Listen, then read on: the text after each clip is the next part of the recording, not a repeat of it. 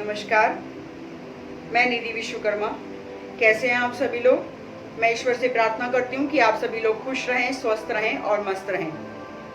हमारा आज का विषय है माँ प्रकृति और पेड़ पौधे, और माँ के विषय में जितना कहा जाए उतना ही कम है। तो आज हम चर्चा करेंगे कि पेड़ पौधे लगाने से हमें क्या फायदा है। विज्ञान ने यह साबित किया है कि यदि हम पेड़ पौधों के बीच में रहते हैं तो हमें बहुत सारे फायदे होते हैं, मानसिक रूप से, आध्यात्मिक रूप से और शारीरिक रूप से। यदि हम पेड़ पौधों के साथ अपना समय बिताते हैं तो हमारी बहुत सारी मानसिक परेशानियां अपने आप दूर हो जाती हैं। यदि हम मिट्टी के संपर्क में रहते हैं तो बहुत सारी शारीरिक समस्याएं दूर हो जाती हैं। मिट्टी में बहुत ताकत होती है, सब कुछ मिट्टी से निकलता है और मिट्टी में ही मिल जाता है। तो मिट्टी में बहुत सारे औषधीय गुण होते हैं, जब हम उसके संपर्क में आते हैं तो हमारी बहुत सारी बीमारियों को वो खींच लेती है। तो आज का हमारा चर्चा का विषय है कि हम कौन कौन से पेड़ पौधे लगाएं और उससे हमें क्या फायदा होगा। सबसे पहले हम बात करते हैं पीपल की। श्री कृष्ण भगवान ने गीता में कहा है कि वृक्षों में मैं पीपल हूँ, और ये बात कहकर उन्होंने पीपल की महानता को सिद्ध किया कि पीपल हमारे पर्यावरण के लिए कितना आवश्यक है। पीपल ही एक ऐसा वृक्ष है जो 24 घंटे ऑक्सीजन देता है और विषैली गैसों को अपने अंदर सोख लेता है। तो हमें पीपल अवश्य लगाना चाहिए। इसके बाद हम बात करते हैं बरगद की। बरगद को वट वृक्ष भी कहा जाता है और वट सावित्री के दिन बरगद की पूजा भी की जाती है। बरगद में शिव का वास होता है और वट वृक्ष को राष्ट्रीय वृक्ष का दर्जा भी हासिल है। और वो किस लिए? क्योंकि इसमें बहुत सारे औषधीय गुण होते हैं। अब हम बात करेंगे आम की।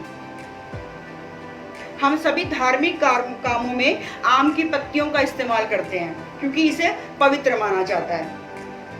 हम अपने दरवाजे पर और दीवारों पर आम की पत्तियां लगाते हैं, और आम का फल वो तो हम सभी को बहुत बहुत ही अच्छा लगता है, और वो हमारे स्वास्थ्य की दृष्टि से भी बहुत अच्छा होता है।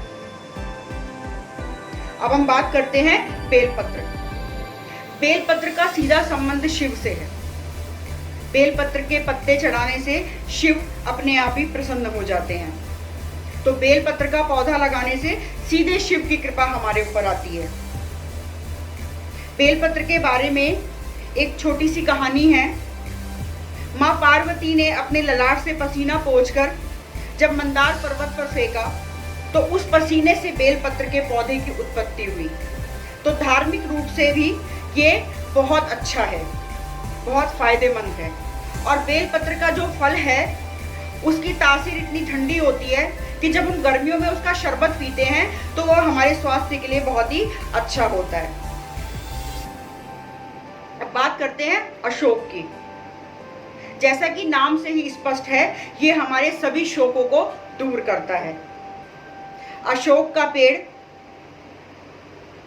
स्त्रियों में होने वाली बीमारी को दूर करता है। हमारे चर्म रोगों में ये बहुत लाभदायक है। हिंदू धर्म में इसको लगाना बहुत ही लाभकारी माना गया है। ये सभी शोकों को दूर करता है। अब बात आती है नीम की, और नीम के बारे में तो सभी जानते हैं कि नीम एक ऐसा वृक्ष है जिसकी हर चीज काम आती है। नीम की जड़, नीम की पत्तियां, नीम की निमोली, नीम की छाल, नीम का पूरा पौधा चिकित्सीय गुणों से भरा हुआ है, और नीम हमारी बहुत सारी बीमारियों को दूर करने में हमारे काम आता है।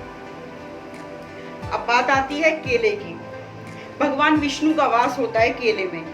हम केले की पूजा करते हैं। केले के पत्तों का हम लोग अपने धार्मिक स्थानों में उपयोग करते हैं, और केला हमारे बच्चों के लिए और हमारे लिए बहुत लाभदायक है। छोटे बच्चों को केला खिलाया जाता है, वो इसीलिए कि वो शारीरिक रूप से हमें एक अच्छा फायदा देता है। अब बात आती है तुलसी की। हर घर में तुलसी लगाई जाती है, और तुलसी के फायदे हम सभी जानते हैं। तुलसी में माँ लक्ष्मी का वास होता है। तो तुलसी अपने घर में जरूर लगाइए, अपने आसपास जरूर लगाइए। ज़्यादा से ज़्यादा तुलसी के पौधे बांटिए और लोगों को प्रोत्साहित कीजिए कि वो तुलसी अपने घर में लगाएं। तुलसी कफ नाशक है। तुलसी से बहुत सारे हमारे बीमारियों का बहुत अच्छा इलाज तुलसी में है। तो ऐसे बहुत सारे पेड़ पौधे हमारी प्रकृति में हैं जिनसे हमें फ़ायदा ही फ़ायदा है। पेड़ पौधे लगाने से हमें आध्यात्मिक फ़ायदा है, हमें मानसिक फ़ायदा है, और शारीरिक रूप से तो हम पेड़ पौधों के साथ स्वस्थ रहते ही हैं। तो पेड़ पौधे जरूर लगाइए। और आज के समय में जबकि पर्यावरण को लेकर हम सभी लोग इतने चिंतित हैं, ग्लोबल वार्मिंग बढ़ती ही चली जा रही है, पेड़ पौधों का कटाव इतना ज़्यादा हो चुका है कि आज हम बहुत सारी परेशानियां झेल रहे हैं। ऐसे में पौधे लगाना बहुत ज़रूरी है। मैं एक छोटी सी संस्था चलाती हूँ एक्टिव ग्रीन के नाम से। मैं और मेरे साथी अभी तक 3,500-4 हजार पौधे के आसपास हम लोग लगा चुके हैं, जिनमें से कुछ पौधे अब बड़े वृक्ष का रूप धारण कर चुके हैं। और जब मैं उन वृक्षों के नीचे खड़ी होती हूँ तो यकीन मानिए इतनी खुशी होती है कि मेरा एक छोटा सा बच्चा आज इतना बड़ा हो गया। और जब उन वृक्षों के ऊपर चिड़िया घोंसले बनाती हैं और चहकती हैं तो खुशी 7वें आसमान पर होती है।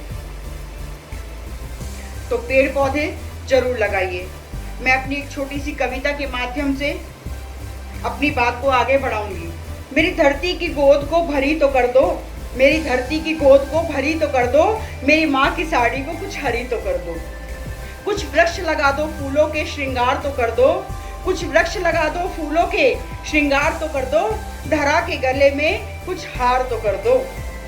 माँ की बोली में कोयल की हूक, प्रकृति माँ की बोली में कोयल की हूक, चिड़ियों की चहचहाहट से गुंजायमान तो कर दो।